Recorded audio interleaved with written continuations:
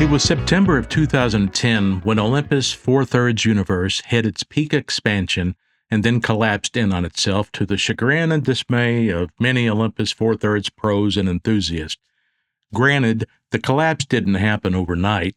It was more of a slow fizzling out of the system, but September 2010 is the bright line where it all started with the release of Olympus's last and best Four Thirds DSLR, the E-5.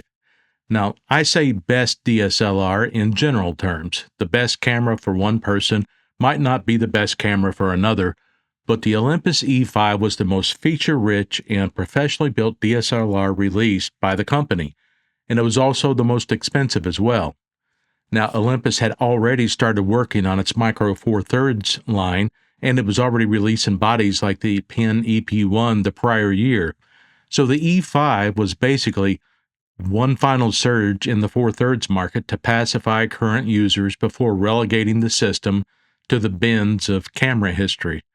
Now, I wasn't really paying attention to all of this at the time. I had my E1s and I was very happy, and I had also bought and used various Canon bodies during that same time period. It wasn't until much later, around 2017 or 2018, when I finally picked up my first E5, and then I found a phenomenal deal on another one in absolute mint condition shortly after, so I bought it as well. After using my two E5s for the last 8 or 9 years, along with all the other Four Thirds bodies I have, I figure it's time to give my thoughts about the E5, share some images, and put an official record up on YouTube for those folks that might be interested in it. Like some of the other Olympus bodies, there's only a couple of English-speaking videos about the E5 that are more than 2 minutes long. This camera deserves a little more attention to that, so that's why we're here today. And actually, this is why we're here today. This is the Olympus E5. It is a chunky little beast. It's a little hefty, and it's built like an Abrams tank. I'll let you see the back of it here.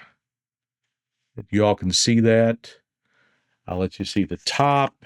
And what I'll do, because I can try to get that closer to you, but what I'll do is put some images up so you can get a closer look at it. But this is how it came in its original format. There's something else you can do to make it a little handier, but this is the E5 as it comes out of the box, or at least as it came out of the box years and years ago.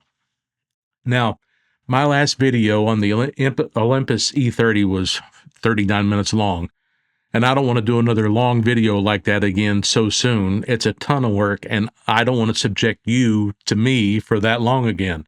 It would have been nice just to get on here and say, hey, the E5 does everything the E30 does, but it also has weather sealing and a magnesium alloy chassis, and then wash my hands and walk away and be done with it. It's not quite that easy. There's more to the story than that, so we're going to have to cover just a little bit more ground about the E5, but we are going to use the E30 video I just did as a launch pad. The E5 can do absolutely everything the E30 can do, has all the same buttons and a couple of more, and has all the same features of the E30 and then some. So to get a baseline for this video, I recommend that you check out my E30 video and then you come back to this one, because I'm just going to try to avoid going over redundant material as much as I can. And what I'll try to do is put a link up here to the E30 video so you can go watch it, and then you can come back when you're done, and I'll just kind of wait for you here. How's that? I'll just wait. I'm waiting. Is anything in the news? Are you going to watch it? Or are you just going to sit there? All right, fine. All right, then. We'll just get on with it.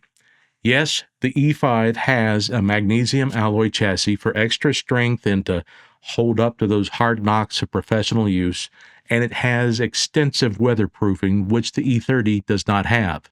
Now, here's a few other things the E5 has that the E30 doesn't have.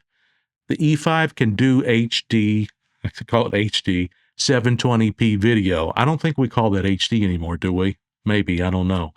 It has a PC sync port, and there's a remote. Actually, what I'm going to do is I'm going to go ahead and flip some of these open. So your PC sync port is right here at the front of the camera. There's a remote cable port that's on the side of the camera, and right here is a mini HDMI port. Up top, there's a stereo microphone port, and at the bottom is an AV out port. So it's got a few things in here that you can work with that the E30 didn't have, which is kind of cool because this was just around that time period when video was starting to hit DSLRs. So you can play around with this a little bit more if video interests you more than just photography. Another nice thing about the E5 is, see if you can see that there. See that little white thing here right at the tip of my finger? That's the white balance sensor. It's a larger white balance sensor, so it can gather a little bit more information. But that's the reason why these cameras do such a phenomenal job with automatic white balance for people who are doing JPEGs instead of, shooting in RAW. The E5 has a viewfinder that has 100% coverage instead of 98% coverage on the E30. The LCD screen is also better. It's 3 inches on the E5 versus 2.7 on the E30, and the one on the E5 has 920,000 pixels versus 230,000 pixels for the E30. So that's a big step up in quality there. Another significant and much appreciated change is the fact that the E5 has 2 useful card slots. It takes 1 compact flash card and 1 SD card. Now, the E30's second slot takes XD cards, which are extremely slow and very expensive. The SD cards are more plentiful and cheaper, and the E5 can use different forms of the SD card, such as SD, SDHC, and SDXC as well. So you're covered there on that front. But just as an FYI, I've read a few reviews out there that say the E5 takes XD cards like the E30. That's just not true. The E5's second slot is for mainstream SD cards. The first slot is for compact flash cards. Now, another step up for the E5 in performance is the TruePic 5 Plus image processor versus the TruePic 3 Plus processor in the E30. The new processor is supposed to significantly, in quotes, improve JPEG color reproduction, offer better high ISO images, and it contains an in-camera low-pass filter setting for sharper images.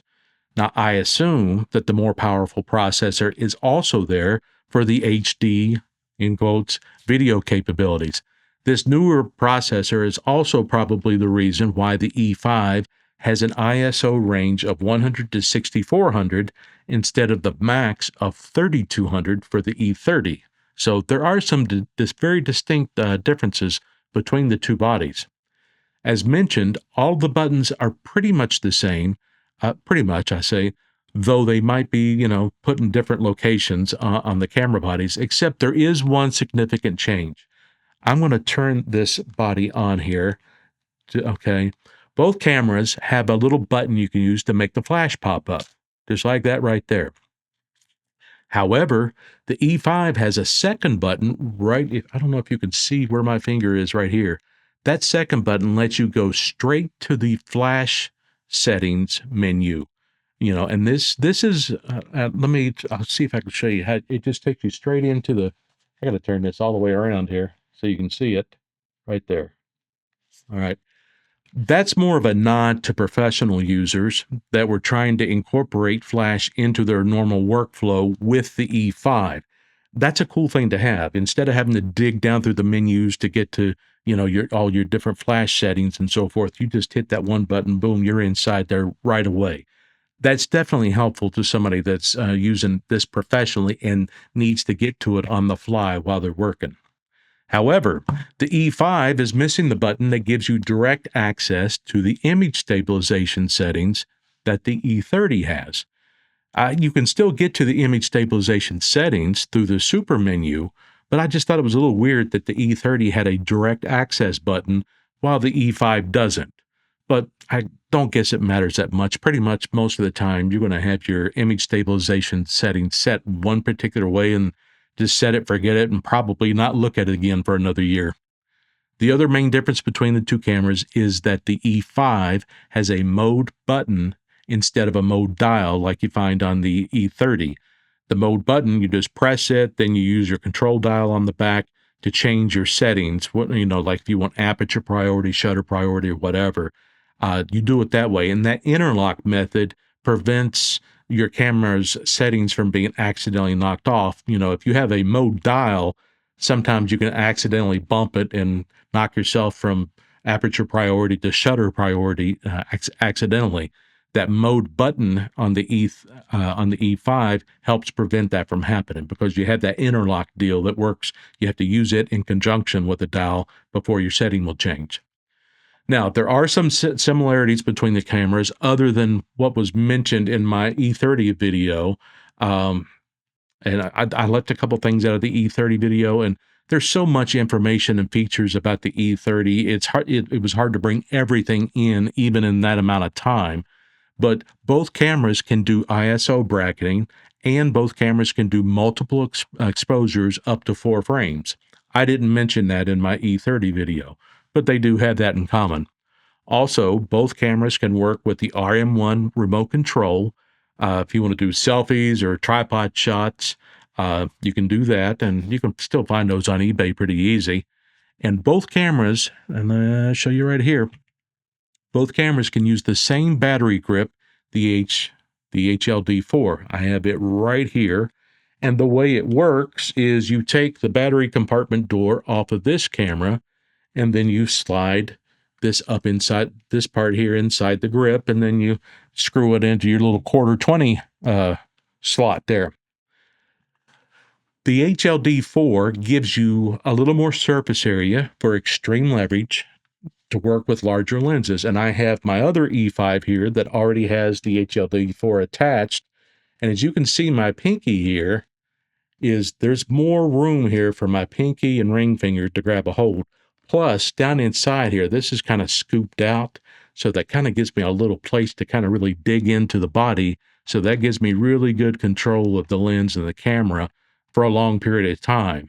You don't wear out quite as fast when you're trying to use the smaller form factor for these larger lenses. This makes it much easier. Plus, I've got this little grip strap on it that helps as well. When I'm just kind of walking around and got the camera hanging down by my side during the day.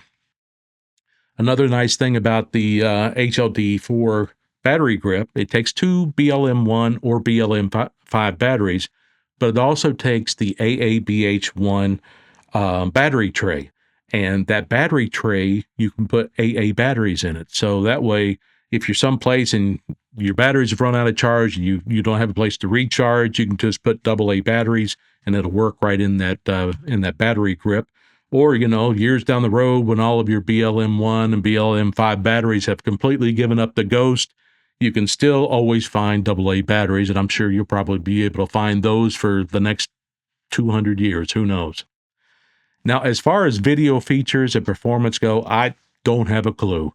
I've never shot video on the E5s, and I can't think of a reason why I would in the future. For me, these are photographic tools. I've got other video options available to me. The only thing I know is that once you go into live view on the E5, the AF selection point on the back of the camera, right here, yeah, that's it, yeah, right there. That AF selection point, that doubles as the record button for stopping and starting, recording video. Now, for any other information about video than that, as far as the features go or what you can do, can't do, you're going to have to look somewhere else. I'm sorry about that, but I just don't have any interest in video on these cameras. But you can download the E5 reference manual on the internet, and it'll give you everything you want to know inside of that. Now, to speed things up a bit, we'll go ahead and jump into the slideshow so you can see some of the images I've gotten with the E5. Yes, my dog Timber is in a few of them, and all of the images were taken with a few different lenses. So bear that in mind if you see an image that might look distinct or maybe not up to the level of some of the others. There are also a few pairs of images in there that look similar, but I tried, different compositions, or maybe I made some other change, to try something different just to see which ones I like the best.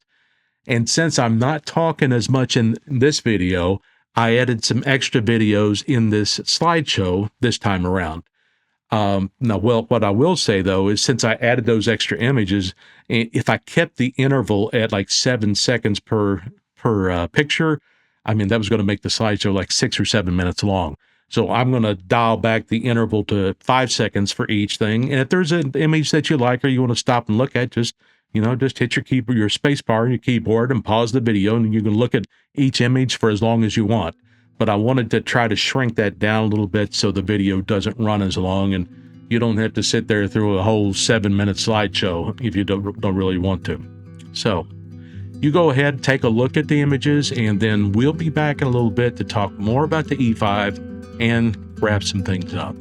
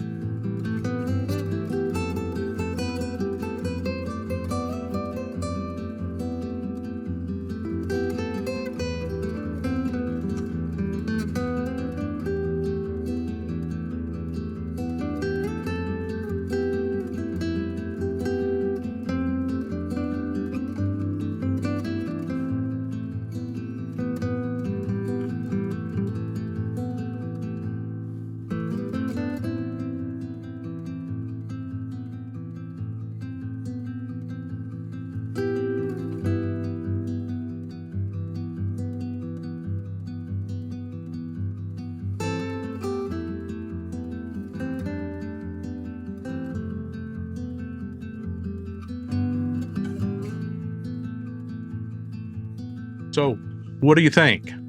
Was the E5 worthy of being the final Olympus Four Thirds DSLR? I don't think there's any question that it was the most feature-rich camera of the series, and along with the E30, it had the most megapixels, which got you close to a 16 by 20 inch native resolution image at 300 dots per inch. Of course, I don't guess that matters these days with AI software that can upscale images beautifully to just about any size that 99.5% of photography enthusiasts could want for prints.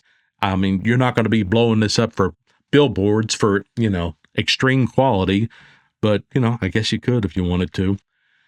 But there's plenty of software out there that can upscale these images to just about any size print that you want to make. So that's not an issue anymore like it was, 20 years ago. As I mentioned in my E30 video, you can tweak and adjust files, textures, and color profiles to just about whatever you want when you're shooting in RAW. So even though the E5 files don't come out of the camera looking like the files from my E1, it doesn't take much work to get them to where I like. Doesn't take much time or work at all. But the E5 does have other characteristics that give it a big advantage over the E1 or the other enthusiast level cameras that have that fabled Kodak CCD that we all love, like the E300 and the E500 and so forth. I love the tank-like build quality of the E5, even if I don't like the ergos as much as the E1.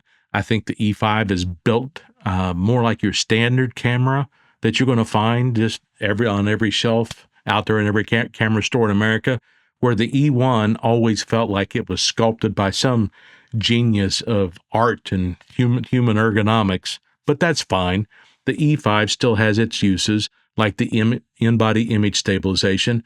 I generally keep my longer lenses, like the 50 to 200 and the 35 to 100 and the 150 millimeter f2 on my two E5s and on my E30 as well. Now, for some reason, my 150 goes haywire when I put it on an E5. And I've never been able to figure out why. So I generally keep that lens on the E30 as much as I can. Now, I do think having the latest TruePic 5 processor does add something extra to the files, especially in lower light conditions.